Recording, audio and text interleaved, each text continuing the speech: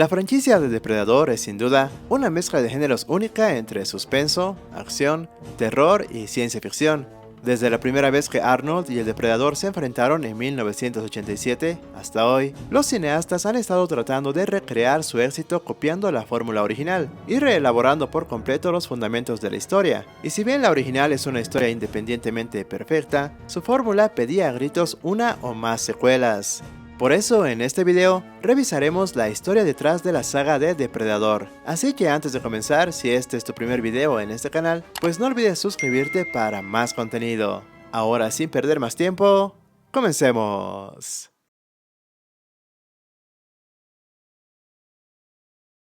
Hace 18 horas perdimos un helicóptero que llevaba a un ministro del gabinete de este encantador país y su ayudante.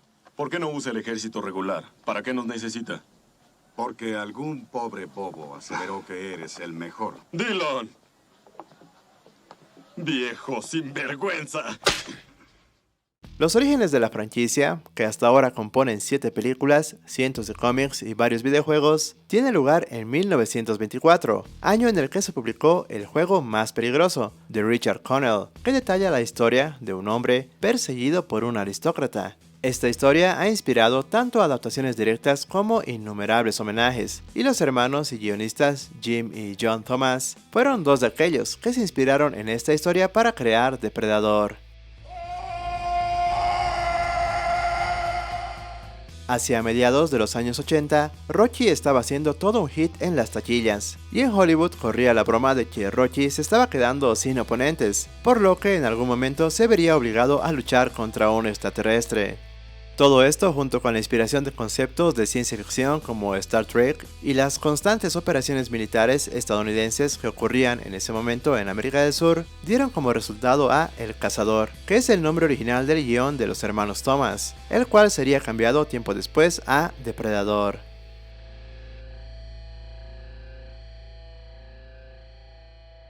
Billy. ¿Qué rayos es lo que te sucede? Hay algo en esos árboles.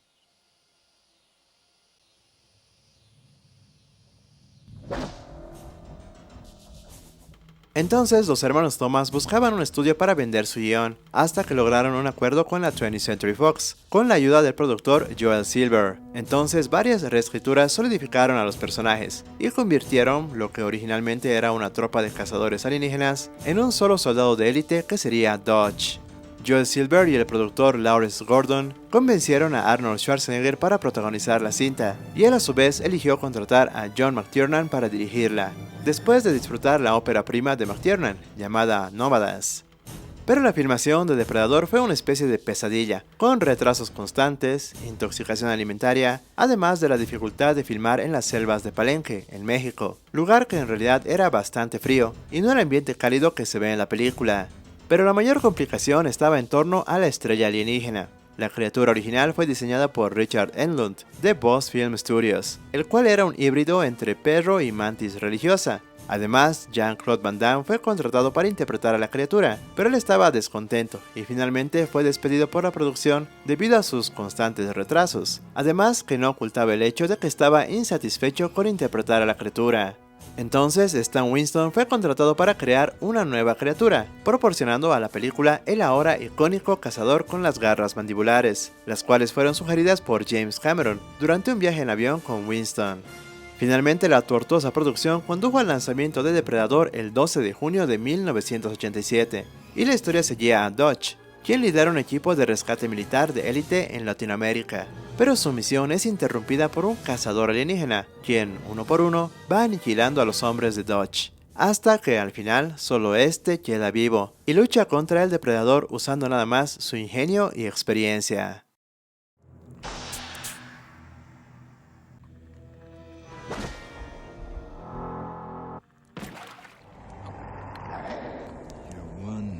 Ugly motherfucker. Para 1987, Arnold Schwarzenegger se había convertido en una estrella de cine en pleno derecho, gracias a los éxitos consecutivos de Conan el Bárbaro, Conan el Destructor, Terminator, y Comando. Pero se puede decir que fue Depredador lo que realmente catapultó al actor al punto de ser una superestrella de acción, pues sus músculos masivos, sus historias de acción y su carisma compensaban sus limitaciones actorales. Y justamente todas estas cualidades están en Depredador, pero lo más importante es que mientras Arnold saca partido de sus puntos fuertes, toda la película se vuelve contra él y lo pone en desventaja. Lo más épico de la película es que se revela lentamente al depredador. Previamente solo se muestra su perspectiva de visión de calor, en primera persona, luego se revela su contorno oculto y finalmente se desenmascara para su enfrentamiento final. Según el director, en su momento la gente tenía mucha fascinación por ver a otra gente disparar armas, así que creó la secuencia en la que todo el comando dispara a todo lo que ve en la jungla. El punto de esta escena era mostrar la impotencia de los soldados y sus armas. Pero bueno, finalmente Arnold se salva tanto a sí mismo como a la humanidad, y no es un error que la película termine con su rostro pintado, cubierto de cenizas, y se pregunte si alguna vez podrá recuperarse de lo que vivió.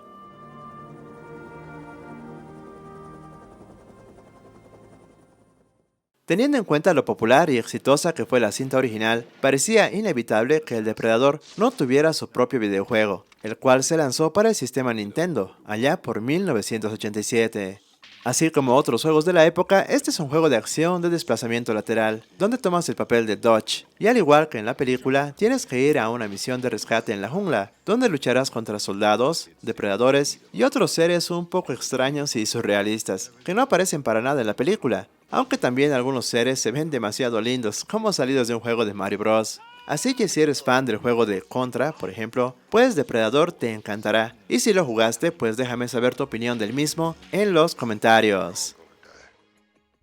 Después de una producción problemática y un presupuesto que aumentó a $18 millones, Depredador fue un éxito y recaudó casi $100 millones a nivel mundial y se coronó como la 10ª película más taquillera de 1987. Al poco tiempo, Fox vendió los derechos de publicación de cómics a Dark Horse Comics en 1989 y se publicó una serie de 4 números de Depredador, eventualmente retitulada como Predator Concrete Jungle. Esta sería una especie de secuela de la primera película presentando al personaje de Dodge, ahora siendo un oficial de policía, en una batalla urbana contra un nuevo depredador. Sin embargo, el personaje principal de la serie de cómics, finalmente, fue cambiado para ser el detective John Schaffer, el cual sería el hermano de Dodge de la primera película. Tiempo después, en 1989, la Fox comenzaría a trabajar en la secuela, la cual se conocería simplemente como Depredador 2. Now, it's coming to a different kind of jungle. I don't know what you're dealing with. This time, it's open season on all of us. Predator 2. Hunting season opens again. Llegando en 1990 y dirigida por Stephen Hopkins, cuya última película fue la previamente controversial Pesadilla en Elm Street 5, esta secuela fue escrita nuevamente por el dúo de Jim y John Thomas, teniendo lugar en Los Ángeles en medio de una ola de calor en un futuro cercano. La historia va del teniente Harrigan y su escuadrón de policía, los cuales están luchando por detener una guerra de pandillas. Entonces la violencia y la sangre atraen a un nuevo depredador que busca declararse como el ser más peligroso de la ciudad. Y con su mayor nivel de violencia, asesinatos y actuaciones alocadas, esta es una secuela que no estuvo tan interesada en replicar la fórmula de la primera, sino más bien trató de llevar la historia en su conjunto un poco más adelante. En este sentido, el teniente Mike Harrigan podría ser el mejor personaje de la franquicia después de Arnold como Dodge, pues hay que destacar que Harrigan simplemente tiene mucho desarrollo, lo que le da muchos momentos geniales, pero para muchos fans pasar de Dodge a Harrigan fue decepcionante, ya que querían ver de nuevo a nuestro héroe enfrentar al depredador. Pero siendo realistas, ¿qué posibilidades hay de que un militar retirado se encuentre nuevamente con un depredador muchos años después? Otra consecuencia de esto sería que Dodge ya sabría sobre las debilidades del depredador, lo que haría a su personaje muy poco interesante. Originalmente para el papel de Harrigan, el estudio consideró al actor Patrick Swayze y también a Steven Seagal, pero ambos declinaron la oferta, y fue Danny Glover quien se hizo cargo. Ahora bien, en algún momento, se negoció sobre el regreso de Arnold a un papel secundario, pero este pidió un salario muy alto, que el estudio no se podía permitir. Finalmente, este papel, que debería ser Dodge, se convirtió en el agente especial Peter Keyes, interpretado por Gary Busey. Luego tuvimos a Rubén Blades como Danny Archuleta y a María Conchita Alonso como Leona Cantrell. Originalmente la secuela iba a tener lugar en Nueva York, pero se cambió a Los Ángeles debido a las, nuevamente, limitaciones presupuestarias. De hecho, la escena en la que el depredador levanta un cráneo durante la tormenta eléctrica iba a tener lugar en la cima del edificio Chrysler. Ahora lo curioso es que cuando se rodó esta escena en Los Ángeles, debido al mal clima, un rayo cayó por detrás de la escena, lo cual no estaba planeado, pero quedó en la cinta.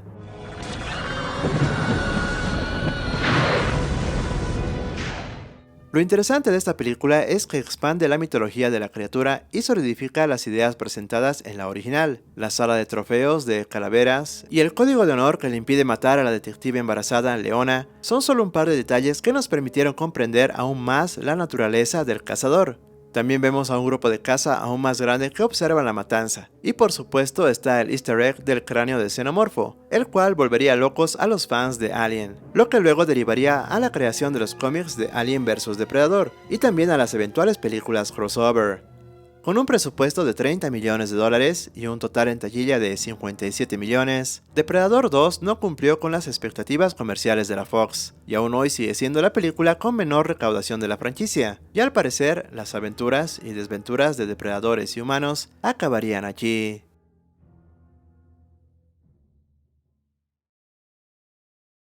Durante el largo tiempo en el que Depredador estuvo alejado de las pantallas, salieron a la venta docenas de cómics publicados por Dark Horse, tanto historias en solitario como crossovers, esto seguido de múltiples videojuegos, siendo uno de los favoritos el de 1994, llamado Alien vs Depredador, el cual se podía jugar hasta entre 3 jugadores simultáneamente.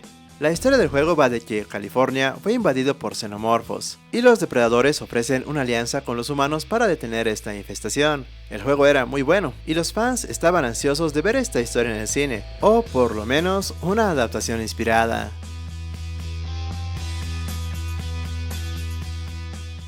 Durante algún tiempo, los escritores Jim y John Thomas jugaron con la historia de una precuela, para contar cómo los depredadores habían obtenido la pistola grabada que aparece al final de la segunda parte, pero esta idea no pudo concretarse en el cine, aunque la misma le dio vida al cómic llamado Depredador 1718. Durante este periodo, el guionista Alex Litvak escribió una posible Depredador 3, que traería de vuelta a Dodge, estando en el exilio, porque la operación de Sudamérica habría sido clasificada. Pero cuando llega una nave depredador, Dodge se pondría a cargo de una operación militar para luchar contra los depredadores, solo para darse cuenta de que él es el objetivo principal de los depredadores, porque fue el único que sobrevivió en la primera parte. Este guión llegó hasta Arnold, pero al actor no le interesó, por lo que esta idea quedó desechada. También el director y escritor Robert Rodriguez escribió un guión para la tercera parte, que también contaría con la presencia de Dodge, siendo este capturado y llevado a otro planeta diseñado para entrenar a jóvenes depredadores, pero este guión lamentablemente tampoco avanzó. Con el pasar de los años, el personaje no fue olvidado, y prueba de ello es Batman Dead End, el cual fue un cortometraje independiente de 8 minutos de duración, lanzado en 2003, escrito y dirigido por Sandy Colora. Estaba protagonizado por el superhéroe de DC Comics, Batman, quien después de casi capturar al Guasón, es sorprendido por unos aliens, y luego se enfrenta contra un depredador, hasta vencerlo. Pero luego aparecen más aliens y depredadores, con Batman en medio y dejándonos en suspenso. El éxito de este cortometraje hecho por fans impulsó la producción de lo que tendríamos un año después, y que los mismos fans habían estado reclamando durante más de una década.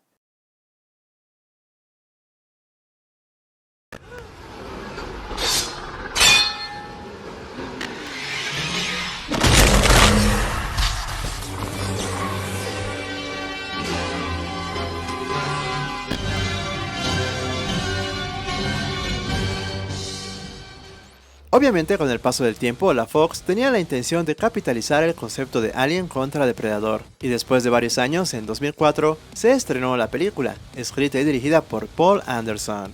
La historia vendría a ser una secuela de la segunda parte de Depredador, y también una precuela para Alien. Y en la historia, un grupo de expertos, empleados por Wayland Industries y su director, descubren una pirámide subterránea en la Antártida, y se ven atrapados en medio de una guerra entre depredadores y aliens, los cuales se cazan por deporte. Para llegar a una audiencia mucho más amplia, la cinta fue pensada para un público mayor de 13 años, lo cual en cierto sentido iba en contra de las bases de ambas franquicias. Como sabemos, los crossovers entre películas no son fáciles, y no suele conducir a una historia especial, y Alien Depredador pues no fue la diferencia, pues no agregó nada interesante a la mitología de ambas franquicias, pues por ejemplo nunca se menciona el nombre de la raza depredadora, llamados Yautja, y que fueron nombrados así en los cómics. Al final, Alien vs Depredador fue un éxito comercial, pues ganó 177 millones de dólares contra un presupuesto de 70 millones, y esta combinación demostró ser muy exitosa, por lo que la Fox reunió rápidamente a ambos monstruos para la peor de sus películas.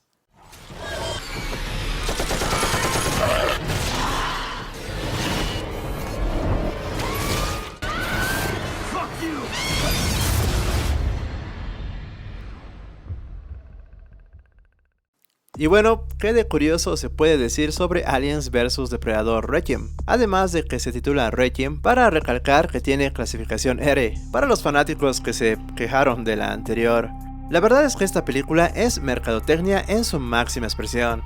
Lanzada en 2007 y dirigida por los hermanos Strauss, además de ser escrita por Shane Salermo, esta versión continúa directamente después del primer crossover, al hacer que el alien recién nacido en la nave de los Yautja cause estragos en la nave depredadora y haga que ésta se estrelle. Y aquí finalmente tenemos una película que cumple la idea del videojuego del 94, con xenomorfos sueltos en la Tierra de una manera que no se hizo en la primera de Alien vs Depredador. Ahora bien, la forma en que esta película desperdicia esta premisa es realmente notable, con gran parte de su primera mitad dedicada al drama adolescente, que no tiene nada de sentido, y el depredador limpia cualquier evidencia de los aliens, pero también encadenan sus muertes para que todos la vean, lo cual no tiene mucho sentido. Al final la trama se convierte en una pelea para escapar de la ciudad, antes de que el gobierno destruya el lugar, haciendo que nada realmente importe, y no hay personajes interesantes y tampoco hay sustos, pero a pesar de esto la cinta fue nuevamente un éxito, pues con un costo de 40 millones de dólares recaudó 130 millones. Pero las malas críticas de parte del público en general y los fans hicieron que el estudio reconsiderara hacer una tercera parte del crossover. Y bueno, ya había quedado bastante demostrado que Depredador podía seguir vigente, pues el personaje y su mitología eran bastante interesantes, no solo para los fans, sino para el público en general, por lo cual la Fox se acercó al director Robert Rodriguez y a su guión rechazado de 1994, y traer al fin una tercera película en solitario del personaje.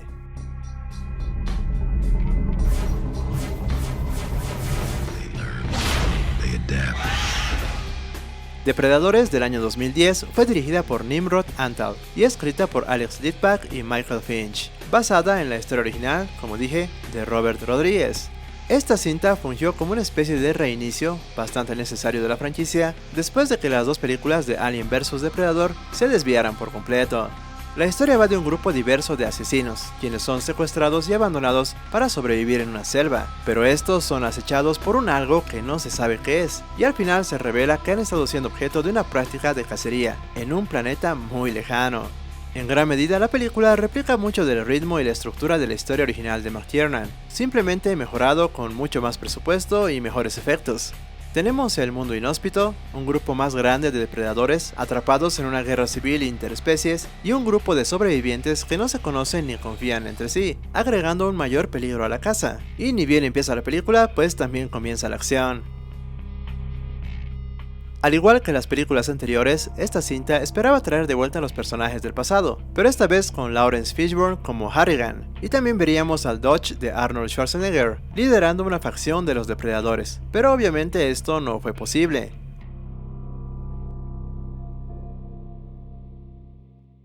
A pesar de que esta cinta tiene mucho del aire de las dos primeras, a veces se nota demasiado el hecho de que quiere conectar con los fans, ya sea con diálogos o situaciones, pero lo interesante es que dejó el final abierto para una cuarta parte, con Royce e Isabel tratando de salir del planeta, pero lamentablemente esto no sucedió. Y la historia continuó en un cómic de un solo volumen, el cual de hecho funciona más como un espacio intermedio que muestra lo que pasó a continuación, pero realmente no concluye la historia, dejándonos con ganas de una verdadera secuela.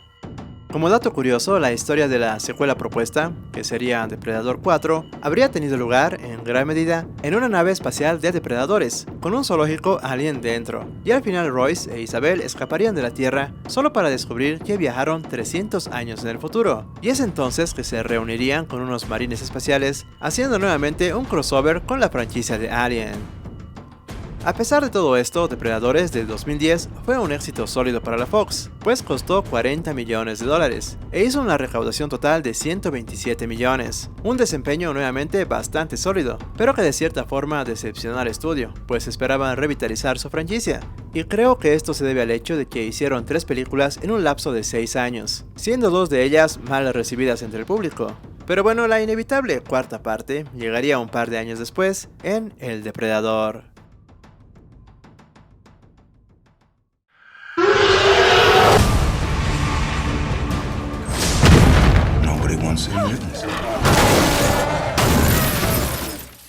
El Depredador de 2018 fue diseñada para ser una actualización con vínculos directos a la cinta original, gracias a la vuelta de Shane Black, quien había saltado a la fama en los años 80 con su guión de Arma Mortal y otras películas de acción. Décadas después, Black también dirigiría Kiss Kiss Bang Bang, Iron Man 3 y Dos Tipos Peligrosos, antes de escribir El Depredador, junto con su amigo Fred Dekker. Yendo directamente al grano, El Depredador de 2018 es un desastre de película. Resumiendo, un soldado se encuentra con un depredador, roba su equipo, su hijo los usa y accidentalmente causa estragos, por lo cual es el blanco de los depredadores. Durante la película hay muchas peleas bastante tontas, pero lo peor de todo es que Shane Black decidió que la razón por la que los depredadores cazan es para tomar el ADN de las espinas de sus objetivos, no como trofeos, sino más bien para mejorarse biológicamente a sí mismos. Y este es uno de los cambios más innecesarios en la historia de la franquicia. Y lo que es peor, el joven es el objetivo aquí porque aparentemente tener autismo es un superpoder. Pero no voy a profundizar en la mala representación de estos trastornos en la película. El traje de depredador estilo Iron Man es una decepción total. Pero aún así, y nuevamente, a pesar de que la cinta fue un fracaso en crítica y los fans la repudiaron, logró recaudar $160 millones, contra un costo de 88 millones. Y bueno, al parecer Depredador aún seguía siendo una apuesta segura, pero si no tienes la confianza de los fans, pues una producción nueva siempre es riesgosa. It saw me.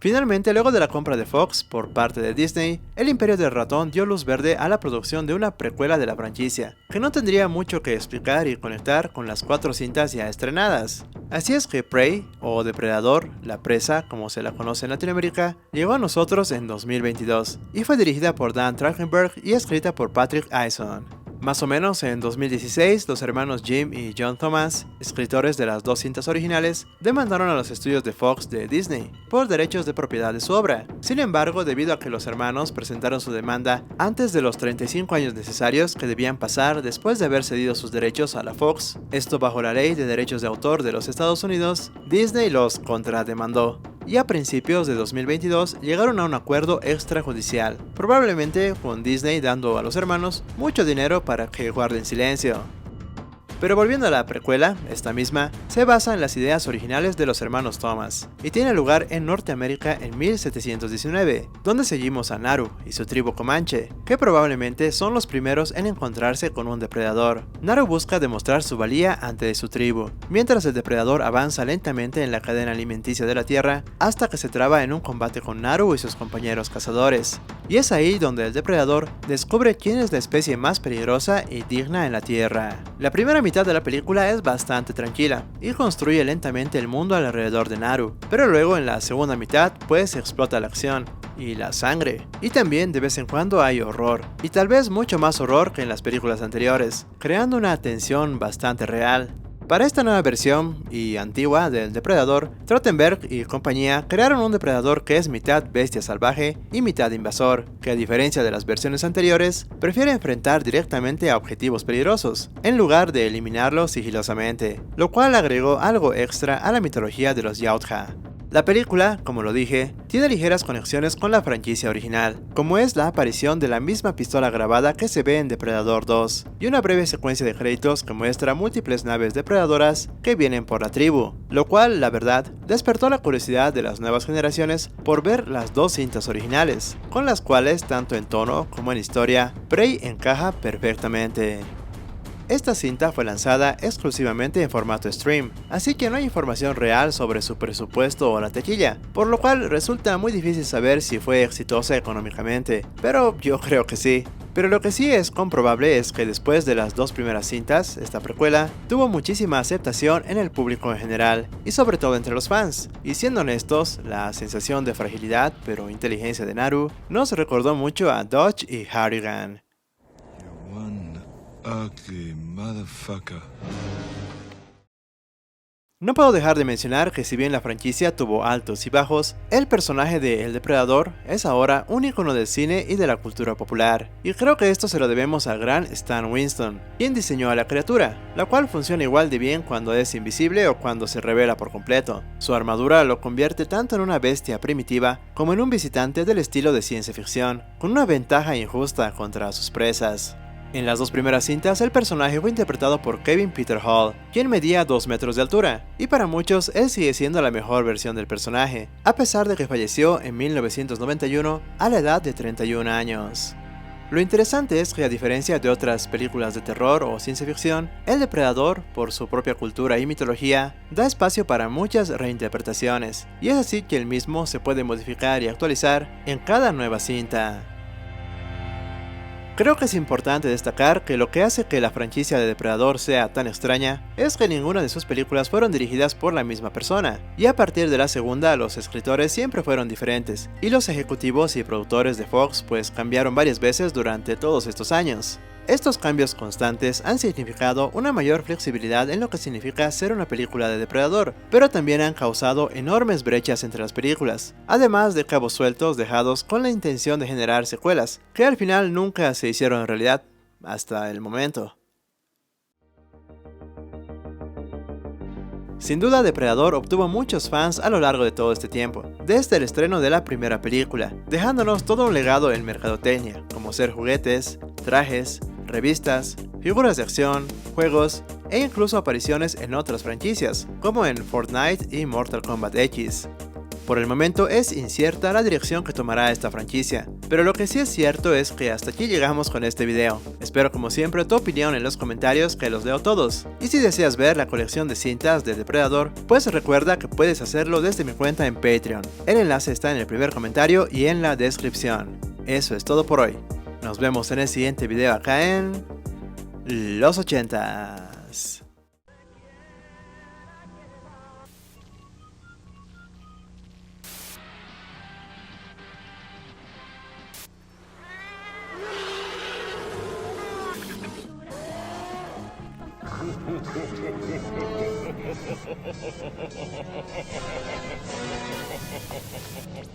You're one ugly motherfucker.